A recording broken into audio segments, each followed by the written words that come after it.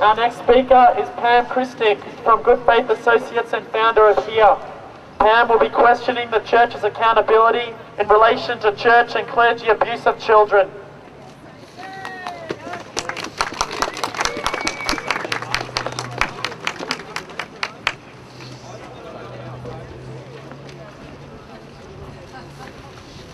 Thank you very much. As a former Catholic teacher of 20 years, I'm not here to question people's freedom to express their beliefs. I'm not anti-Catholic, I'm anti-abuse. Who could not be anti-abuse? I'm here for one purpose only. I want children to be safe. My passion now is for all parents and all those who work with children to be given the training they need to ensure children's safety, which includes a knowledge and understanding of the dynamics of abuse. Sexual abuse of children by anyone is a heinous crime. The effects of trauma inflicted on a victim of clergy abuse are grave and long-lasting. Those who have not experienced it themselves or seen a loved one struggle with the aftermath can sometimes seem very callous in their indifference to victims' pain. When you've been brutally robbed of your innocence and youth, when you've grown up knowing that you cannot trust even a priest, you can never assume that you can be safe anywhere. You can never be the same again. If a victim is brave enough to disclose abuse, which in most cases is a long time after the original trauma, indifference from those with no understanding is painful enough. But victims of Catholic clergy are telling us that they are further traumatised by a systemic response that puts the rights and needs of the offender before their own. The recent example seen in the media is by no means an isolated case. If you believe it was an honest mistake, then listen to the many, many other examples which follow a very similar pattern. Unfortunately, the voices of victims are not being heard by the hierarchy, by everyday Catholics, or by the general public. The questions are, if we're talking about a heinous crime, why are these offenders being investigated and dealt with by the Church? Why should the Church be allowed to deal with these offenders in secret? Why are there hearings in which the offender is represented by a QC while the victim stands alone and unrepresented?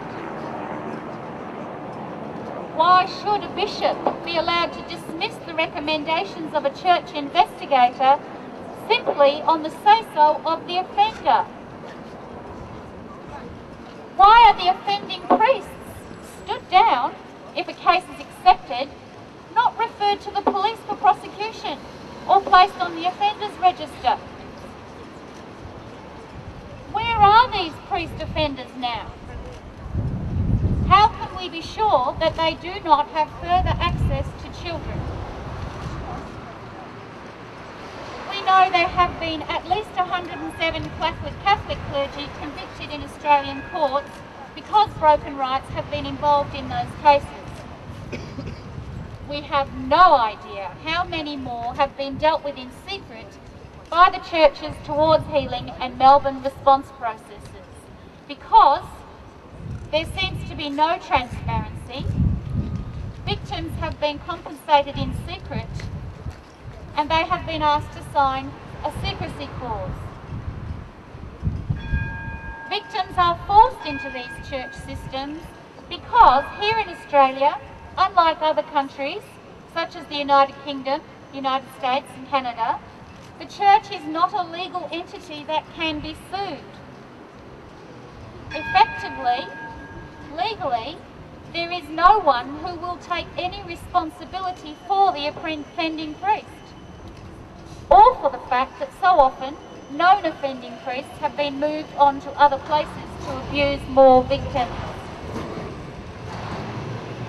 Now, our government do assist the church in various ways, with generous tax concessions, the sharing of education costs, and now assistance with funding special events such as World Youth Day.